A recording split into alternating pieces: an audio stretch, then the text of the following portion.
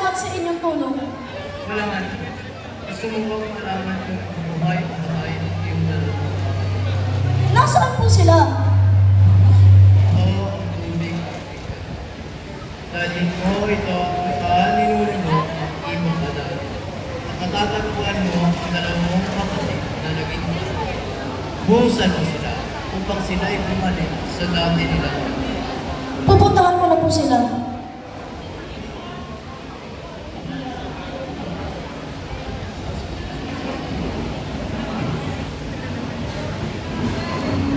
Maharap muli sila ang mahal sa puno.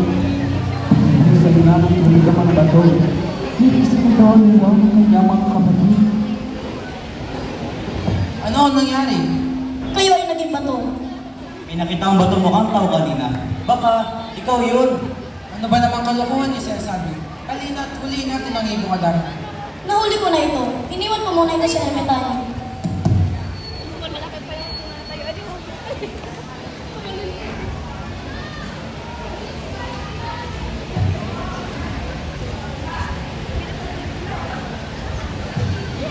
Naglakad at naglubog ang kapatid na prinsipe.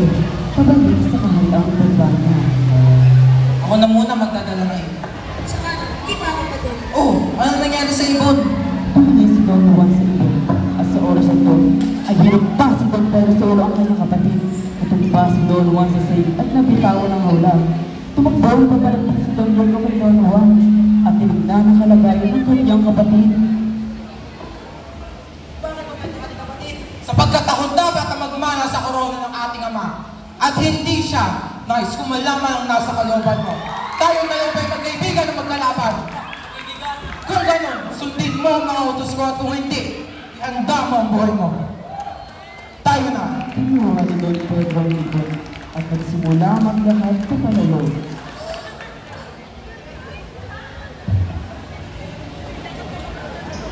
Ginising ng ermitanyong uubod-ubod kung walang mahal na si Don Juan at yung tingin-tingin nagising. O Diyos ko ang makapangyarihan, patawarin niyo po ako sa aking mga kasalanan at iligtas niyo po ako sa kamatayan.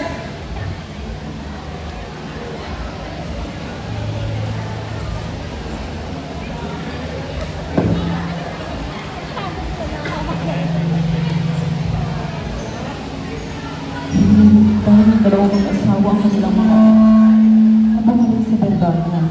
Nakaiga ang mahal si Fernando at nakaupo naman ang Kuya Valeriano sa tabi nito. Dumating na si Don Diego at si Don Pedro sa berbanya. Dala nila ang ibong madarna. Narito na po ang ibong adar.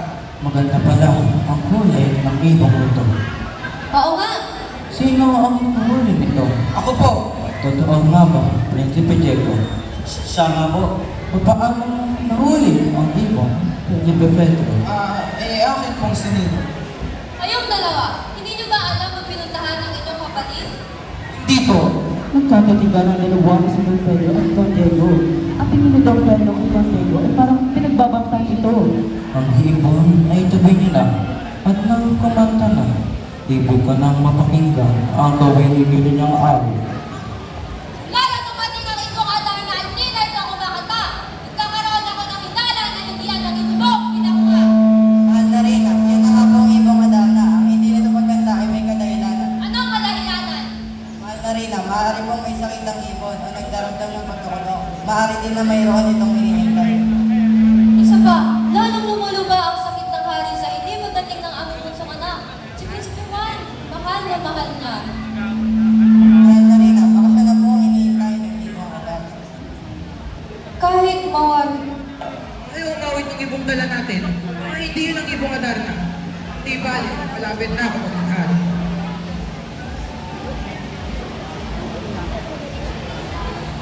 Salamat na dumating ka. Ang mga...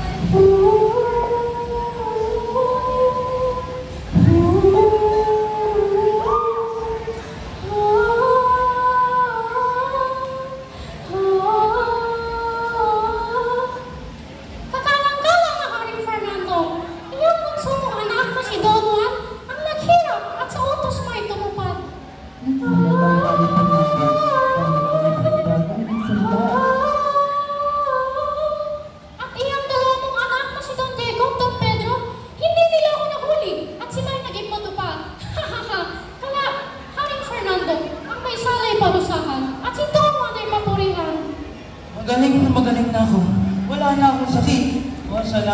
giliw kong anak.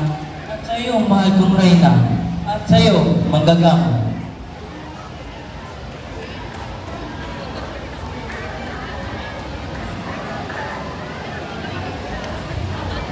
Ang magkakapatid na sila Don Pedro, Don Diego, at Don Juan ay natasa ng kanilang ama, ang hari, na hulihin ang mailap na ibong Adana.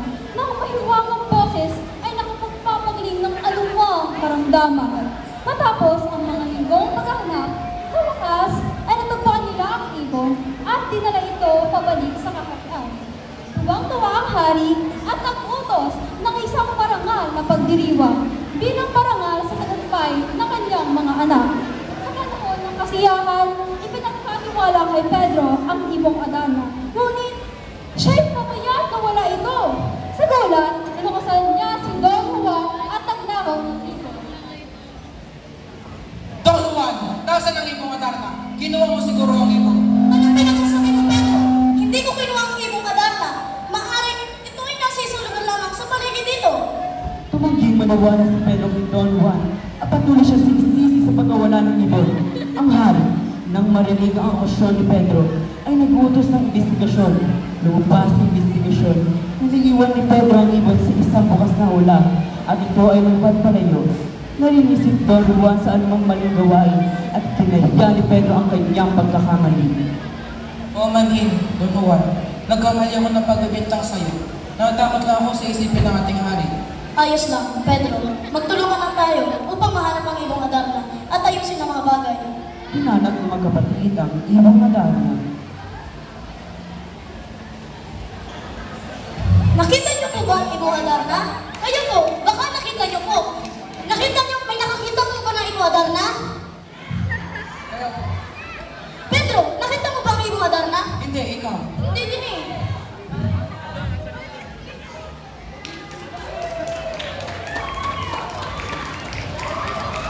At kaplaunan ay natagpuan nila itong nakatama sa isang puno na umaawit ng mahiwagang araw ito. Ibinalik na dito sa hari na nasiyahan sa kanilang mga pagsasabat. Mga anak ko, napatunayan ninyo ang inyong sarili na matapang at marangal. Pinupuri ko pa yung dalawa. Natutunan ni Pedro ng isang mahalagang aral tungkol sa katapatan ng pagtitiwala at pinagkasido ng mga magkakapatid ang hindi nila pagkakaunawaan.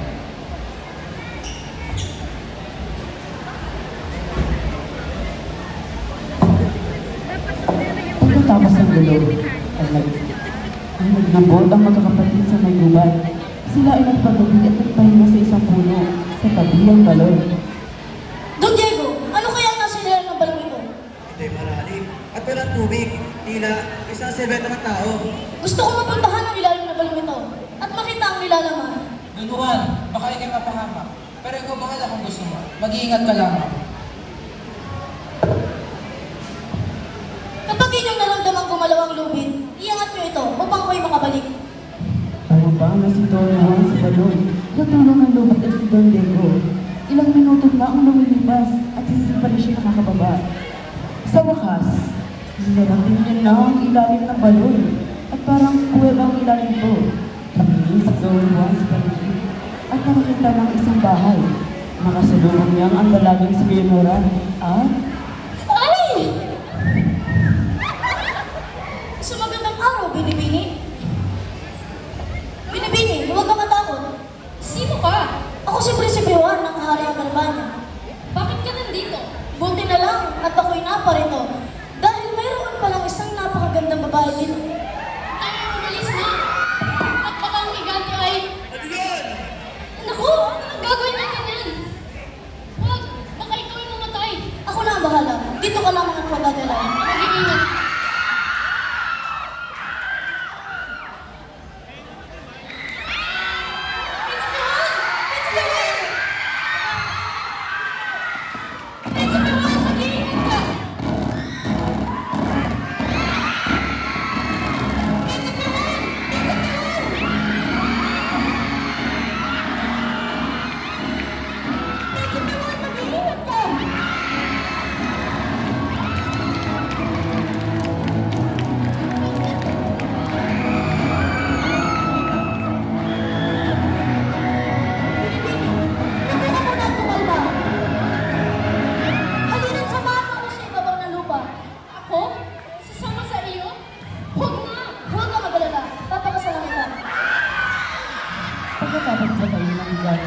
ay nagpasok ng mga ng kasama sa dalaga si Leonora.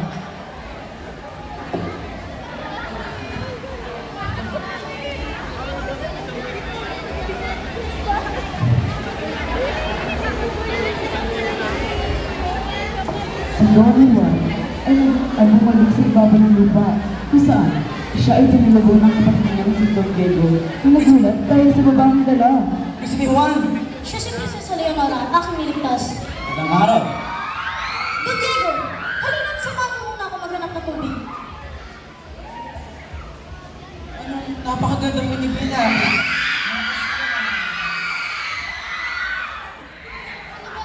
yung sinasabi? Hayaan mo ako magpakilala ng ayos. At tingin ang iyong kamay para sa kasal. Ako si Don Pedro ng Bernardo. Salamat. Ngunit ako'y may iniibig na. At walang iba, hindi si Don Juan. Ako'y wala na palang pag-asa.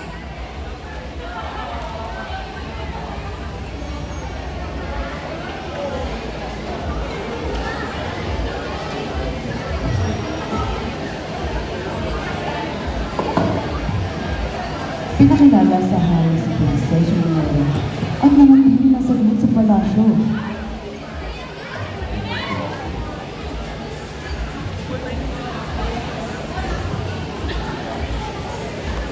Ang magkakapatid na si Don Juan at Don Diego ay nagmuling bumalik sa balon kung saan natagpuan nila si Prinsesa Leonora. Oo, mga prinsipe. Pakinggan muna ang aking sasabihin. Narinig mo ba? Kariyan ng Reyna de los Cristales ang may dalawang magagandang prinsesa na si Maria Isabela na anak ng Hari Salermo. Kung nais mo makita, ay sa Reyna de los Cristales kayo pumunta. Kung sa karangalan ng kagandahan, huwag tatalo sa kanila.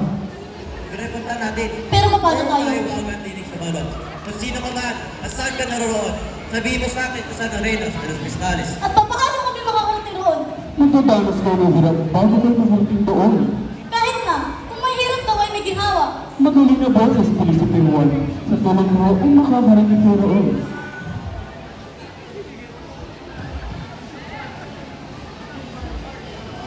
Sa muling paglalakbay ng dalawang prinsipe, mayroon silang makikilalang dalawang magagandang prinsesa.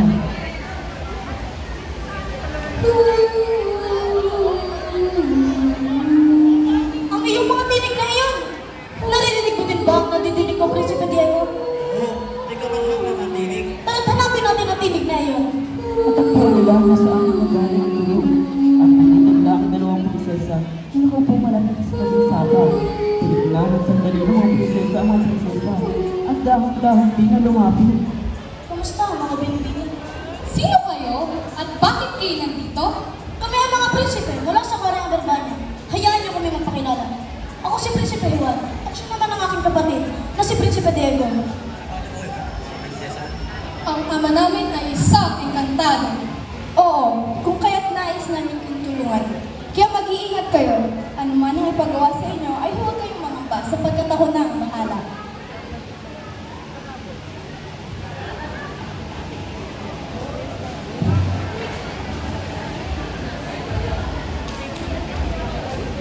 Sila po ang mga nahuli ng mga kawal. Ako po si Prinsipe Juan. Si Prinsipe Diego. Nahuli sila ng mga kawal na tinitignan ang mga prinsesa habang sila'y nasa sapa. Ano ang ginagawa niyo dito sa aking tarihan? Ano ang inyong pakay? Nakikita niyo ba ang bundok na yan? Gusto ko ba ipalapit niyo ito dito malapit sa aking bintana? Bukas ay nais ko itong makita. Ngunit imposible po ito.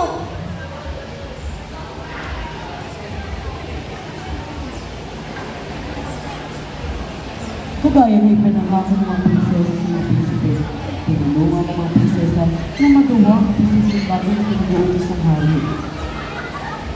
At kinabukasan din na iyon ay nagulat ang hari sa kanyang nakita na nagawa nga ng mga prinsipe ang kanyang pinapagawa. At sa huling pagsubok na binigay ng hari ay nagawa muli ito ng mga prinsipe at prinsesa. Ngunit hindi dito lahat ay natapos sa masayang wakas sapagkat Mayroon kang isang paraan upang hindi magkakasal ang mga prinsesa at mga prinsipe. At paano? Maaari natin silang masulit pabiyang gabi sa oras ng pahinga. nang narinig ng prinsesa na ito ang sunod na gagawin sa mga prinsipe, lulumisan sa kaharian kasama ang mga prinsipe. Prinsipe Juan! Prinsipe Juan! Kailangan natin umalis dito sa harian. Bakit? Dahil ang aking ama ay may pinabalak na lasunin ka at mo yung kapatid mamayang gabi. Ngunit sabi ng ama ay ibibigay niya sa akin ano man ang aking nanaisin. Prinsipe Juan, minamahal mo ba talaga ako? Hindi. Oo, minamahal kita. Kung gayon, umalis na tayo dito sa harian dahil delikado na kayo dito sa palasyo. Napagdesisyon na ng mga pagsalita at prinsipe na hindi sila lamang sa kaharian ng Rey Cristal upang sila sa pahamak na dala ng hari sa Lermo. Mahal na hari, ano ba ang princess ay tumawala sa palasyo? Sabi sa mga tatagay sa katagas ng ating mga biyag at prinsip ng Tukalis. Ha! Tara na! Tara na!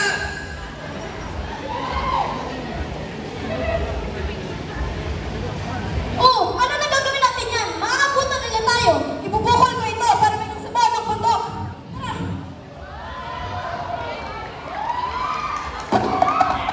Tama ba? Tama!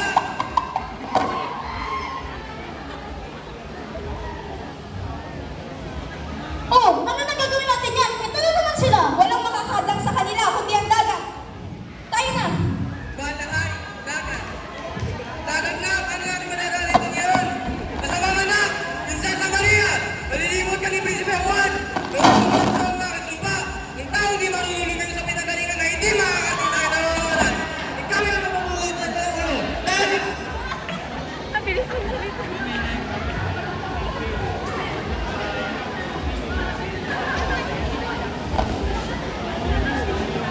Nakaupo ang Hari Fernando at biglang dumating si Don Juan sa Berbanya. Ang ibig kong anak mo, walang maalis ang kaba ng aking puso sa tagal ng iyong pagkawala. Mahal na hari kong ama, naway patawarin niyo po ako sa mga nagawa kong kasalanan. Wala ka dapat alalahan.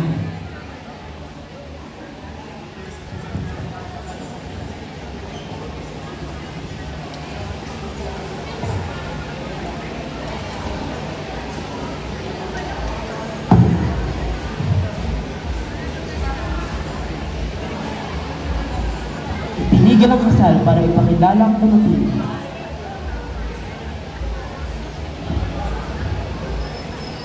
Mahal na hari, meron pang emperatriz na bagong dating. Itigil mo ng kasal at hintayin ang pagdating ng emperatriz. Hindi naman masayang araw sa aking buhay. Hindi na ako nararamdaman.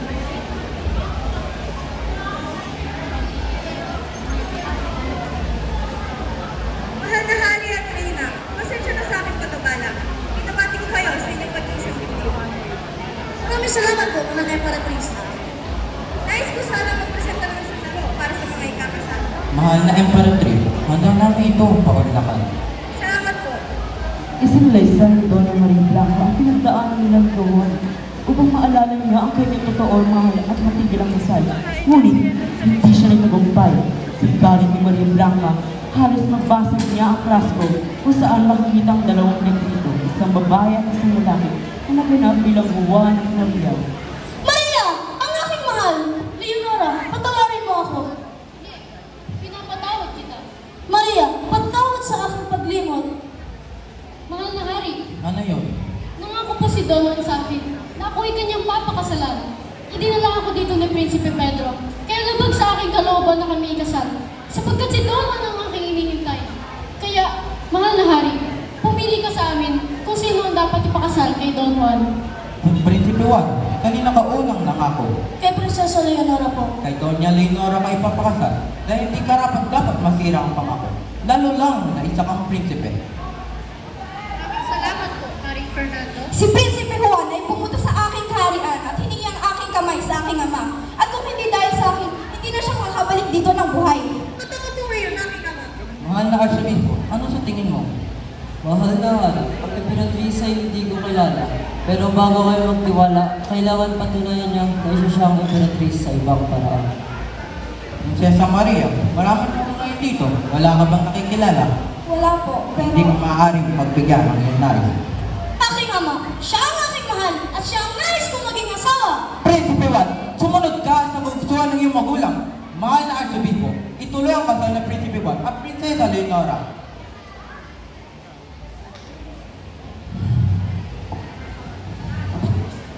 Mahal kong Hari at Reyna, ipinapakilala ko po si Prinsesa Princesa Isabela, anak ni Hari Lemon ng Reinos de los Cristales. Magandang araw po sa inyo, Haring Fernando at Reyna Valeriana. Ako po si Prinsesa Isabela, mula sa kaharian ng Reinos de los Cristales. Eh bakit ngayon ka lang? Dahil kasama ko po si Prinsipe Juan at Prinsesa Maria sa maglalakbay. Ngunit, ang aming kabay namatay. Sino bang Prinsesa Maria? Siya ba? Ang ating ama ay gusto ko ipakasal kay Prinsesa Leonora, ngunit ang minamahal ko ay si Prinsesa Maria. Mahal kong mga magulang, meron po akong sasabihin. Ano yun, anak ko? Itong pag-aasawa namin magkakapatid. Hindi ko pa ito masasabi sa daming tao. Punta tayo sa aming tanggapan para pag-usapan ito. Ikaw'y masusunod, mahal na hari. Mahal na hari ko, mga kaibigan. Gusto ko lamang humingi ang tawad sa mga nagawang kasalanan, lalo na sa aking mga kapatid. Ako'y luba na si Sisi, kaya inulit ko, patawarin niyo ako. Mahal kong kapatid, ikaw ay ang aking pinapatawad. Gaano man kasama yung gawin, kung ito'y pinahat, ay ito'y mawawala din. At sa iyo, Prinsesa Leonora, aking asawa, iniintay ko sa iyo mga labi niyong patawaran. Hindi ko alam na ikaw pala yung mabait, kaya pinapatawad kita.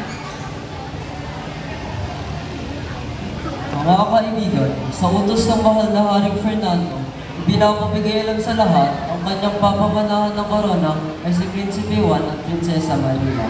Dahil sa pagkamatay ng Haring Salermo, ang korona ay binibigay kay Prinsipe Diego at Prinsesa Isabela upang maghari doon. At sila Don Pedro at Prinsesa Leonora ay babalik sa kaharian ng ibaba upang mapagdiwang ang mga bagong kasal. Mga anak ko, bago tayo magkahiwalay, lumapit muna kayo dito para sa ang huling namatay ng ama.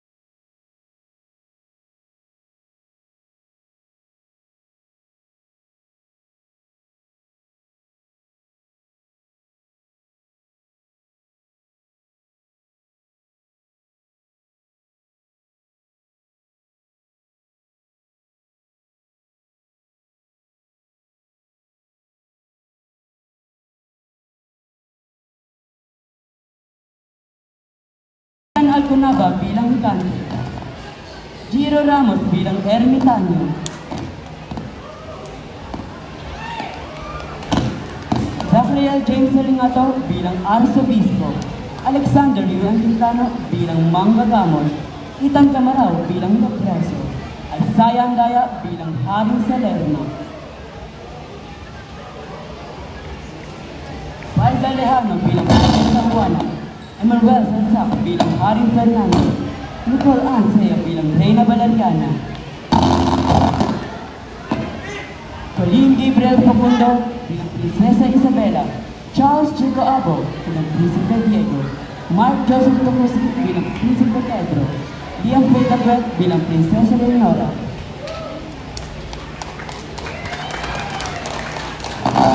Prince Dejanaklan bilang Prinsipe Juan, Iko Faith Accord bilang Prinsesa Maria Blanca,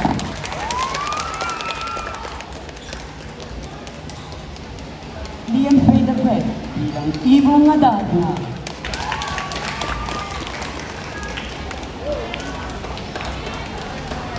ang aming mga direktor, Gianna Balasbas at Marca Piris Tarazo, at ang inyong tagapagsadala, Aaron Doc